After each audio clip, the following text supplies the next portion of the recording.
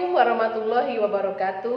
Salam Baraya Handayani. Halo anak-anak, bertemu lagi dengan Ibu Meli Nuraini. Pada kali ini kita akan membahas mengenai bab berikutnya. Yuk kita simak videonya.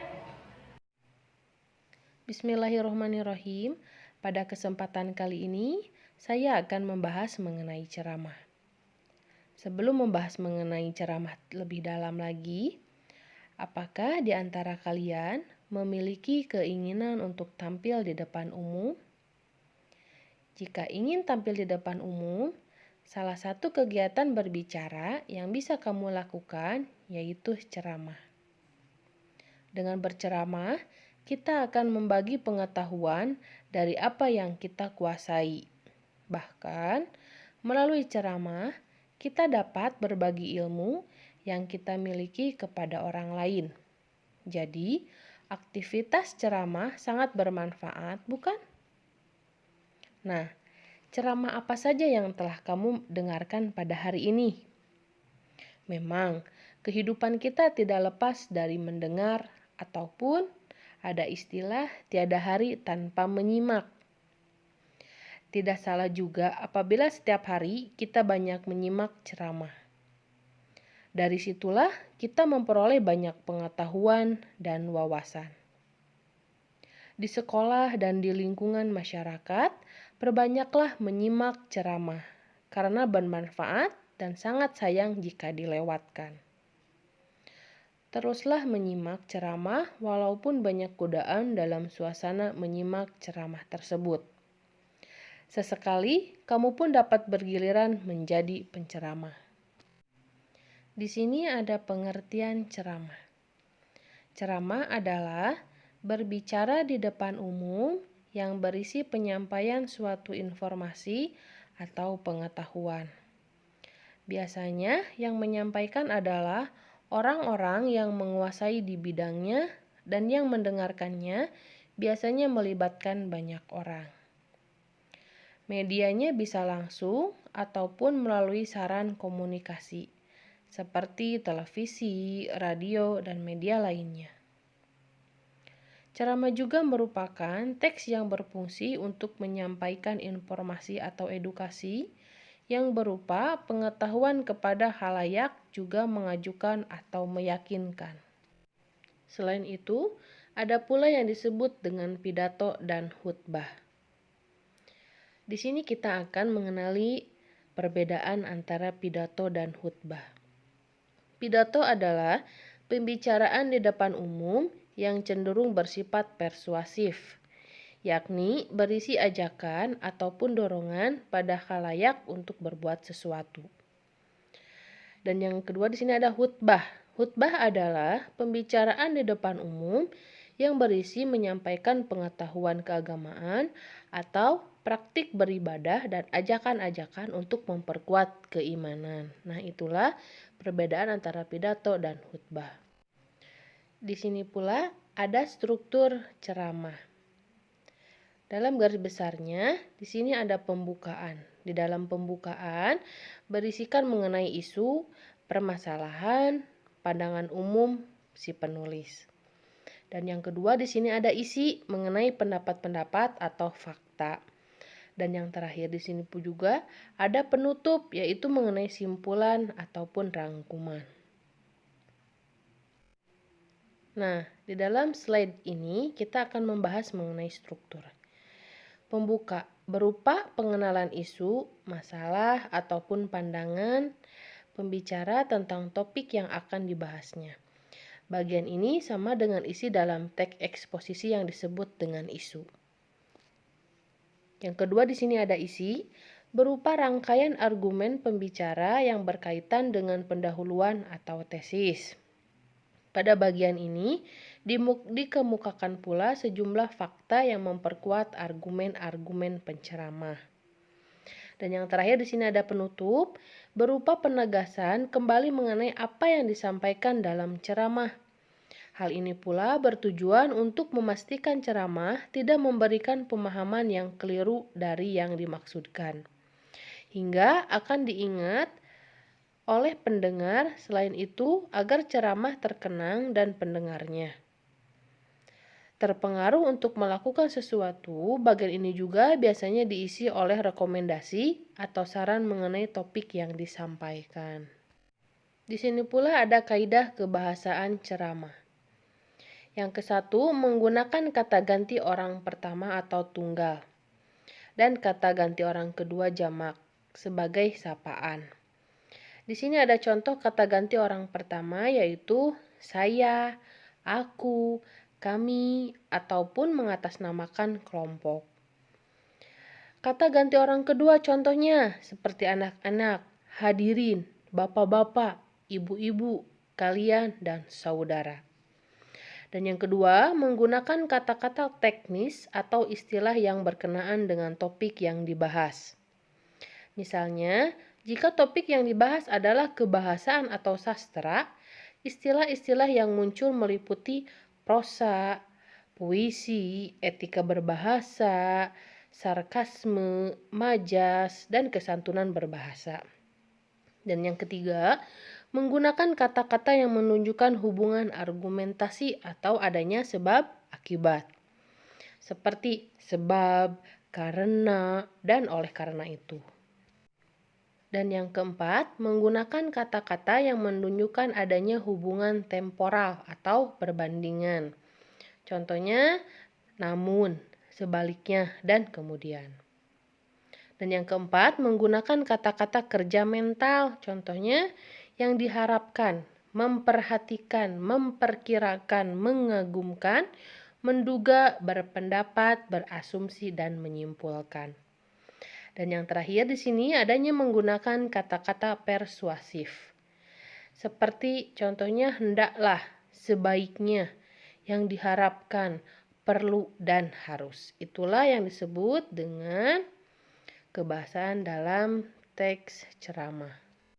Di sini pula ada ciri-ciri mengenai ceramah. Ada sesuatu yang dijelaskan atau yang diinformasikan untuk memperluas pengetahuan para pendengar. Disampaikan oleh seseorang yang memiliki keahlian atau yang dianggap pakar dalam bidang atau disiplin ilmu yang berceramahkan.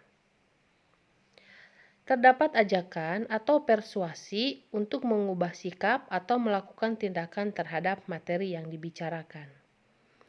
Berisi mengenai argumen yang menguatkan topik yang dibicarakan, memiliki fakta dan data yang memperkuat argumen dalam teks. Terakhir, terdapat komunikasi dua atau banyak arah antara pembicara dengan pendengar, yaitu berupa dialog, tanya jawab, kolom komentar tanggapan video jika daring, dan sebagainya. Itulah ciri-ciri ceramah.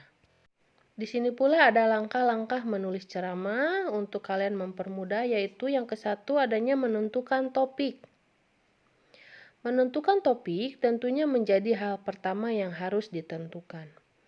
Tentunya terkadang topik mendapat kabar yang sedang hangat dibicarakan. Namun topik tersebut harus tetap ditentukan dan diolah melalui langkah selanjutnya. Tidak hanya asal mengambil tren terbaru saja. Topik yang diambil dapat meliputi keterampilan, keahlian, pengalaman pribadi, hobi, pelajaran, pendapat pribadi, minat halayak, biografi, tokoh terkenal, dan masih banyak lagi. Dan yang kedua, merumuskan tujuan ceramah. Selanjutnya, tujuan adalah hal yang harus diperhatikan ketika sudah menemukan topik yang akan dibawakan. Untuk apa kita memberikan ceramah? Apakah untuk berbagi ilmu? Apakah mengajak pendengar untuk melakukan sesuatu? Dan masih banyak lagi. Namun dalam gambarannya harus gambaran luas. Tujuan ceramah meliputi satu, di sini ada tujuan umum, yaitu yang meliputi ceramah informatif, ceramah persuasif, ataupun ceramah rekreatif atau yang mengandung unsur hiburan. Di sini juga ada tujuan khusus. Yang seperti apa sih tujuan khusus itu? Yang merupakan rincian dari tujuan umum. Tujuan ini meliputi kebahasaan Indonesia untuk tujuan umum pelajaran, cara melukis untuk tujuan umum keahlian atau hobi, biografi Soekarno untuk tujuan umum biografi tokoh. Yang ketiga yaitu menyusun kerangka ceramah. Kerangka teks ceramah adalah rencana yang membuat pokok-pokok bahasan struktur teks ceramah. Setiap bagian struktur yaitu adanya pembuka, isi, dan penutup. Dibuat kalimat pokok atau ide pokoknya terlebih dahulu tanpa penjelasan detail. Adanya pembuatan kerangka teks ceramah yang harus memperhatikan. Ketiga struktur harus dibuat pembuka, isi, dan penutup. Maksud ceramah harus diungkapkan dengan jelas.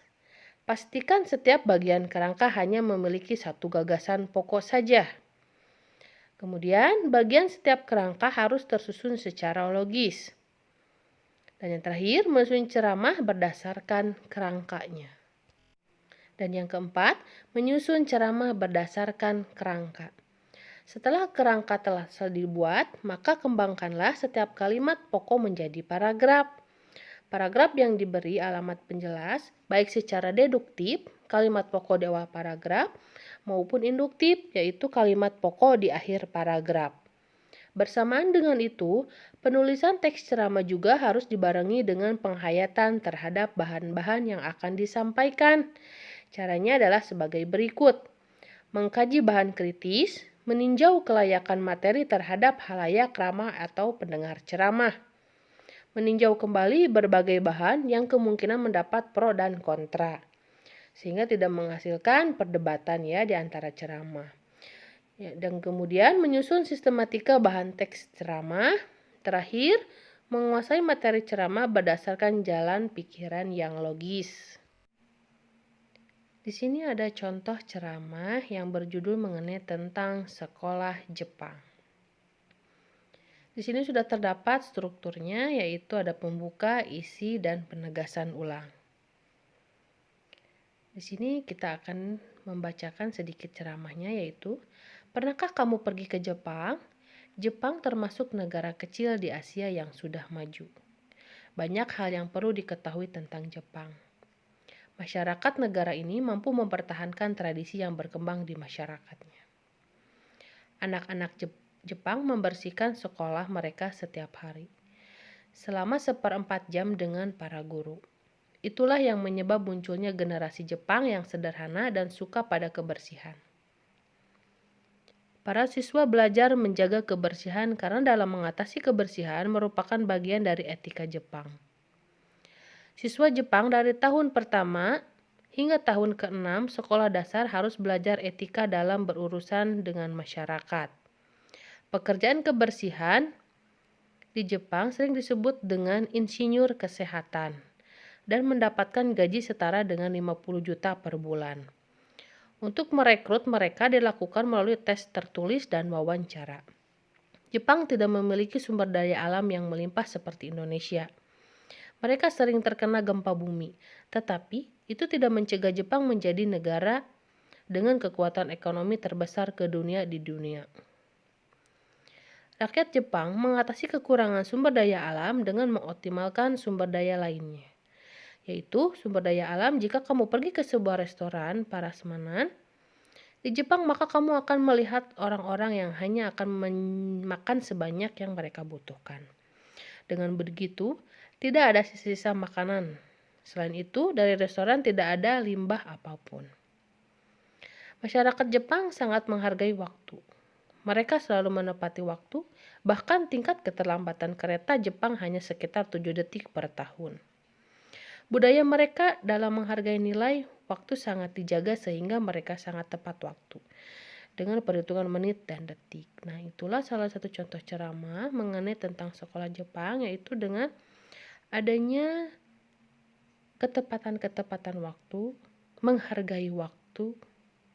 Itulah yang bisa kita petik dari sebuah contoh ceramah mengenai sekolah Jepang. Demikian pembahasan kali ini. Semoga ilmunya bermanfaat bagi kalian semua. Jangan lupa subscribe, like, comment, and share. Wassalamualaikum warahmatullahi wabarakatuh.